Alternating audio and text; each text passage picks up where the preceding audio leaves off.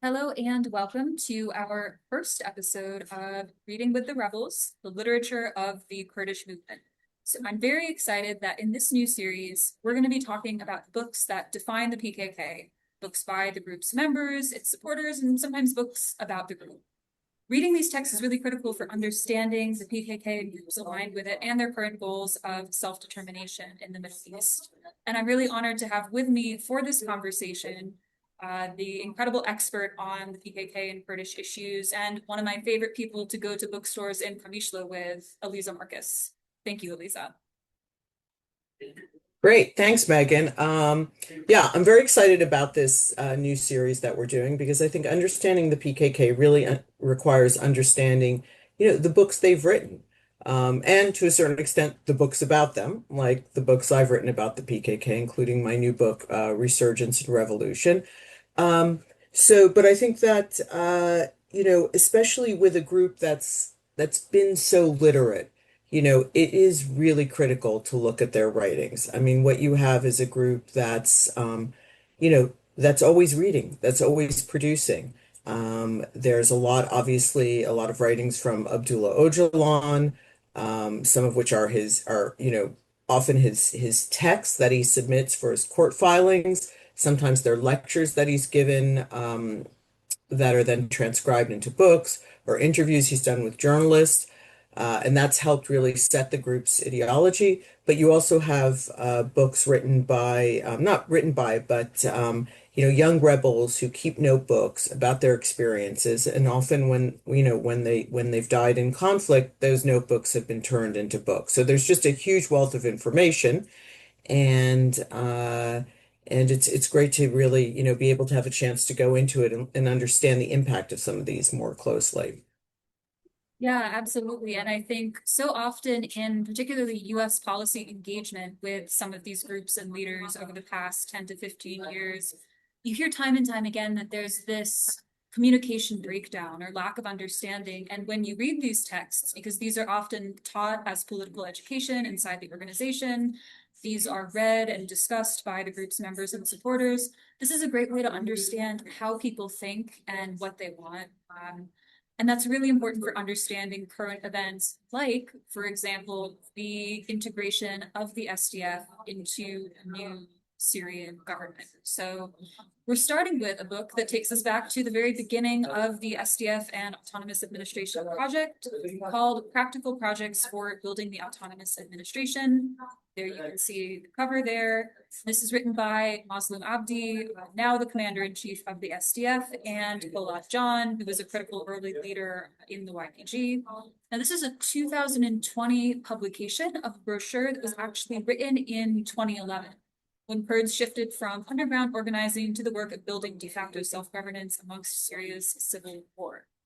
That project lasted for 15 years, and now, as you probably know if you're listening to a Kurdish Peace Institute event, Kurdish institutions are integrating with a new Syrian state led by former members of Islamist group Hayat Tahrir al-Sham, and questions of decentralization, Kurdish rights, women's equality, and security are all up on the table as the two parties implement an integration agreement that ended weeks of conflict in January of this year. And so the implementation of this deal could determine if Syria's Kurdish question is resolved and Kurds live in peace and prosperity as equal Syrian citizens, or if we go back to the days of underground organizing and even other forms of struggle. So I guess to start, I think it's interesting to think about the conditions when something like this was published, right? When British activists were reading this and, you know, why it was being written and, who someone like Mazlum at the time, the perspective that he was coming from. Yeah, I think it's what's so fascinating about this book is let's start off with the people who wrote it at the time. So they came, Muslim and Polat Can and other leading PKK cadre came to Syria, Rojava, around in early 2011. At the time, the civil war was just starting in Syria, and the PKK saw an opportunity to organize Kurds, politically and also for self-defense. They realized the state might not survive, and they wanted to be there both to protect Kurds and also to help guide their future. So Mazlum, Polat were among a group of were early arrivals into Rojava. There were a couple of a dozen of them, and they were there specifically. They were leading members of the PKK. They were there to organize people. So they came, and in fact, in my interviews with Mazlum, which are in my new book, he talks specifically about this book that he produced. He said when they came to Rojava and started meeting with people and started talking about this idea of democratic confederalism and an autonomous administration and self-rule, people didn't really understand what they were talking about. And that wasn't a surprise because, for years, the PKK and Kurdish activism had really been under pressure inside Syria. Remember, Öcalan was kicked out of Syria in 1998. He was captured by Turkey in 1999, and Syria then went out and dismantled all of PKK operations inside the country. So although the PKK since 2003 had been working very quietly to try to reorganize people through a new Syrian Kurdish group called the PYD, the activities were really under pressure and it was very difficult. So when Mazlum and others came in 2011, they discovered people who didn't really understand Öcalan's philosophy. They weren't up to date with the latest activities and the political thinking. So what Mazlum said to me is he realized they needed something to be able to read. They needed more information. And he wrote this, he together with Polat wrote this, what was sort of a small brochure, had it published in one of their underground publishing houses and sent it around, delivered it. And it was something that helped guide people's thought and laid out very clearly what what the PKK, through its new Syrian affiliate, wanted for the Kurds of Syria. Right. And I think one thing that's so interesting to look at it now, and you can understand those beginnings and see the progress that they've made, is that a lot of what they were talking about actually was implemented and stands a chance of surviving integration. And then a lot of what they were talking about is still very relevant on the Kurdish political agenda. They lay out here 4 issues specific to the Kurdish people in Syria. The first is the lack of a unified political reference. They say every 10 people have a party, which is, I think, something still very true in British politics. They say that there are social problems, economic problems, poverty, societal violence, all issues that were very real due to decades of underdevelopment and de-development by the Syrian state. Those problems, again, are issues that after years of war, economic embargo crisis still exist. But then there are things that they achieved, right? They talk about the assimilation of Syrian Kurds into an Arab nationalist tendency. That doesn't exist anymore. Syrian Kurds know that they're Kurdish, they're proud that they're Kurdish, and in fact, their defense of the Kurdish areas of Kobani and northern Hasaka, Jazeera, in January, during conflicts with government forces, actually mobilized Kurds from across the region to support them. Here in Iraqi Kurdistan, where I'm based now, people who wouldn't have been talking about Rojava or paying attention at all just weeks before were out in the streets. Some even came to fight. So the assimilation is out of the question. Syrian Kurds know that they're Kurds, they speak the Kurdish language, and that's something that's not really going away. And then they talk about defense and protection. Now, critically, this is dated from March 2011, right? So very early after, these leaders, as you said, had been sent back and were just starting their organizing work. At the time, no one knew that there would be the civil war that took place, but they actually bring up the prospects of a civil war and the prospect of Turkish intervention as reasons why Kurds had to be able to defend themselves. And of course, Syrian Kurds did that. They formed the YPG and the YPJ. They later formed the SDF. And now, even despite losses to government forces, there are going to be 4 brigades, or I think they're actually, as of now, they've set up the 4 brigades of the Syrian army and 1 new division made up of these 4 former YPG fighters. The region's internal security forces are going to integrate as well. When I was last there in March, you saw that internal security was still controlled by these Kurdish internal security forces. So they didn't do everything they set out to, but they not only did a lot of it, they're going to be able to keep a lot of it, which is really remarkable. Yeah, and I think one thing that's really interesting in this book is that, they talk about still being part of Syria in this. They talk very clearly about the political struggle, armed protection, to keep their people safe. But they do talk about Syrian Kurds as being part of the larger Syrian state and needing to be part of a larger democratic Syria. But the point they make in this book is that they need to start off the Kurds at that time in 2011, coming out, in a state at that time run by Assad, gave Kurds absolutely no rights, gave nobody any rights in Syria, needed to start off by creating their own institutions, that the best way that they could protect themselves and be part of a democratic Syria in the future was to have their own institutions, their own cultural groups, basically to get rights for themselves, and that would help position them later on in Syria. So there is a very clear relationship, as you point out, between what happened, in this period during the Rojava Revolution and afterwards, and what's happening now, where Kurds are trying now to take those institutions and those experiences and protect themselves and create new structures for themselves inside this new Syria, or create, a place for themselves within the new Syria structures. Yeah, absolutely. I think one thing that's interesting when you talk about the democratic institutions, and another area in which the theory of the movement has sort of come full circle, is the emphasis on communes here. They spend many pages talking about the formation of communes. They say they want it to be the sort of nucleus of the system. And now, of course, Öcalan and his more recent messaging, he's abandoned federalism, culturalist solutions, but he says that there should be unions of communes and that every community should be able to organize itself. That is, I think, by strategic design, very vague. And I think, I don't know, after the experience in Northeast Syria, we saw that communes kind of became almost more like public administration institutions than deliberative institutions, right? So what do you think they were trying to accomplish there? And do you think there'll be a different future for communes in the new system? Why do we keep going back to this?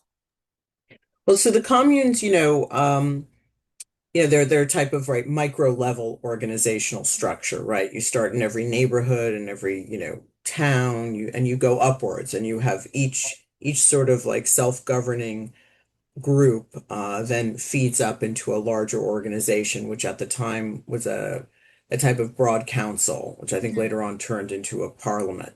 I write about that a lot in my new book because I see these also as parallel structures to help structure ideology, to help maintain power and control in the hands of the PKK's affiliate, because they saw themselves as the vanguard of the movement, and they Yeah. felt that, their internal unity, their vision was what would help drive people, and it was through these communes. I don't know, they did function, obviously, as you know, in Rojava to a certain extent, these functioned and are still maintained now.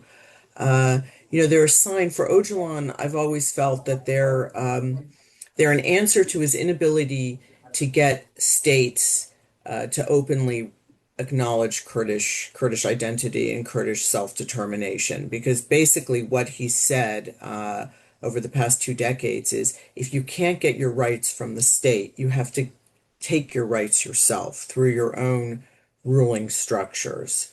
So I think his focus now on communes is part of that, where he's saying, okay, we may get general rights from Turkey, we may get general recognition, but at the end of the day, it's up to us to understand how we can set up the structures that will govern ourselves on a kind of micro level, where you can still have a big, influence on culture and identity and things like that. The thing with the communes in the book, which is so interesting to me, was the detail. How many people would sit on each committee, how often how many different types of committees there would be, almost how often they would meet. They came in, Mazlum and the others, they came in with ideas. And that really set themselves off from the other Kurdish groups that were active in Rojava at the time. Because I think what's really interesting in that period, that history, is there were many other Kurdish groups. Right. So it wasn't just that, the PKK's affiliate was destined to be dominant and control the area. No, it's that they came in with ideas, and they also came in with this understanding, or at least this belief, that Assad wasn't going to fall so quickly. So it wasn't something where they, in 4 months, they'd be free of Assad's rule and Kurds could do what they want. No, they said, we need to organize right now because we don't know what the future is going to be, but we do know that we want to be able to control this territory. And that really set them aside from the other groups. Mhm. And when I was doing my book, one of the things many of these groups said to me was, look, we actually thought Assad was, we thought the state was going to collapse in like 2 or 3 months. So it didn't occur to us to do all this stuff because we just figured, it's going to disappear and we're going to have this new start. And they turned out to be very wrong. And I think it's that pre-planning that the PKK and its affiliates often do that has helped the group stay so active and stay popular and dominant. Yeah, and that kind of framing of the communes as a unit of self-governance when you don't have all the answers in the state is something that, well, it might not have worked the way that it was envisioned under the autonomous administration, where it sort of became something halfway between a popular assembly and a service institution where people would go to get things that would also be provided by the municipalities. When you're out of state power again, as you mentioned, you need a way to organize, to defend your culture, to share ideas, to come up with a plan for what to do. There's a persuasive case that these kinds of structures are almost more effective when they're not merged into the government as some kind of, dual power model. And I think that that could be very valuable and very interesting. We're certainly going to see where that goes. And the other point that you bring up there is something also very important to understand. The PKK, the PYD, this wasn't the only political force in town. And as they're writing this brochure, that's on their minds because they talk about Kurdish unity. Now, still 15 years later, we're still talking about Kurdish unity. There was remarkable public support for Syrian Kurds, as we discussed, but political unity hasn't really been achieved yet. People are talking about the formation of a national Congress again. I think through the research for your book, you covered that very deeply, all the efforts to do that before. I don't know, why do you think that Kurdish unity was so at the forefront of their minds at the time? And do you think now, the fact that this has persisted, are there new opportunities to address this? Well, I think for that, we really have to look at the PKK's ideology since its affiliate in Syria, grew out of that and was part of that. The PKK's never believed in divisions among itself. It always saw Öcalan from the start when he started the group in the 70s. I mean, at the time, there were more than a dozen Kurdish groups inside Turkey, and he saw this as a weakness, right? Everybody had a different idea. They were each trying to organize among the same group of people. I mean, it was actually a weakness for him, not a strength. So when the PKK talks about unity, they mean unity under their own organization. Mhm. That's always been the case, and that's been a source of tension with other Kurdish groups who have wanted more to share power. And that's what we've Right. seen inside Syria with the Kurdish National Congress Council, the KNC or the NKS, after it was founded in 2011. This was the opposition. These were opposition Kurdish groups. And it didn't include, so when I say opposition, it was opposition to the PYD, the PKK's affiliate inside Syria. The PYD was not part of the NKS. So for the PYD, this division made no sense because one thing about the PKK and its affiliates, they always believe that they have the right approach.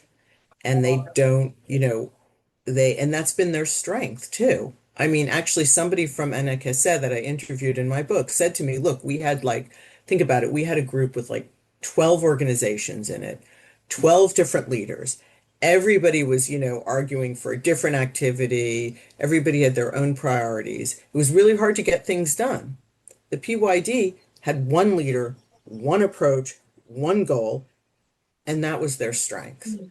So, there's a lot of arguments to be made, and I've talked about it in this book and my earlier book about, internal democracy and repression and things like that. But ultimately, that unity within the PKK and that focus has always been a plus in terms of getting things done. And that's what I think we saw, and is what we saw in Rojava, that single-minded focus on setting up Kurdish self-rule within, as Syria was falling apart, but maintaining control over the Kurdish areas is what provided Kurds with security and allowed them to create these institutions that even today are, still governing people and leading, how national identity or ethnic identity is being expressed.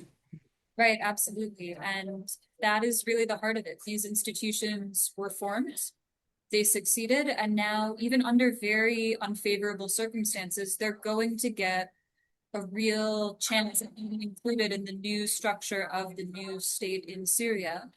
And while that might not rise to the level that Kurds wanted, the existence of these institutions for 15 years created an identity. Like we were talking about at the beginning, the issue of assimilation, right, was totally overcome.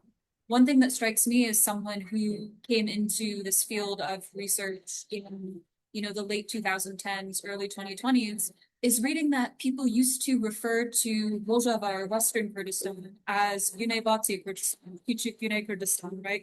Southwest Kurdistan or the small South Kurdistan, essentially an appendage of either the Kurdish struggle in the Kurdistan region of Iraq or the Kurdish struggle in Turkey. And now you have Kurdish parties and leaders in Kurdish regions of Turkey and Kurdish regions of Iraq using their efforts to try to support Mazlum Abdi and his forces in their negotiations. You have people from those regions who came to Rojava to fight ISIS. And you have political decisions being made with Rojava and the Syrian Kurds at the center. And it was these kinds of plans, that started with the specificity of how many people should go to a commune meeting, right? That are how you put a national reawakening like that into practice. So, on that note, I think that's what makes this text so interesting, is to look where they started and understand how they got there. It'd be interesting now if Mazlum Abdi and his colleagues were writing a plan or a pamphlet or something for the next 15 years. One would love to know what would be in it. There's a lot of speculation about what they're going to do. I don't know, what would you think if you were on that committee for the pamphlet for the next 15 years of Syrian Kurdish struggle? We can end it here with, what do you think they'd be writing about? What would your suggestions be? That's a really a great question. And it would be, and I think it's something you or I need to ask the next time Yeah, we're in Rojava meeting with Mazlum.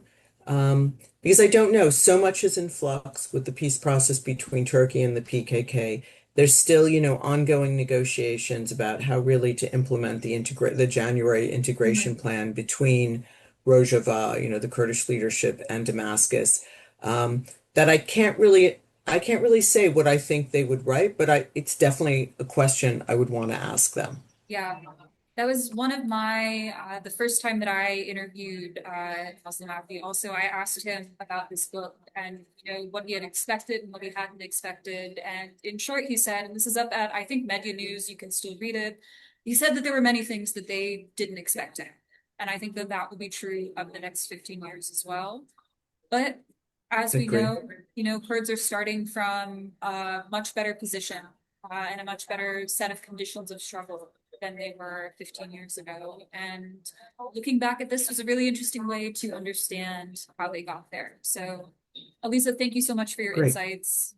Thank you, Megan. And I want to hold up this book again because it's a fantastic book that if one can find it, it's worth reading. Yeah, and if any of you have suggestions for what books we should do next, you can let us know. English language translations are something that we want to focus on for a breadth of audience, but Aliza can read books in Turkish and I can read books in Kurdish. So if you have something really esoteric from one education that was given in the mountains one time, we're the DC audience for it. We will read and analyze it, send that our way too. So, Great. all right. Thank you, I agree. everyone. Okay. Have a great Thank you, rest of your Megan. day. This has been a Kurdish Peace Institute program. Thank you for listening.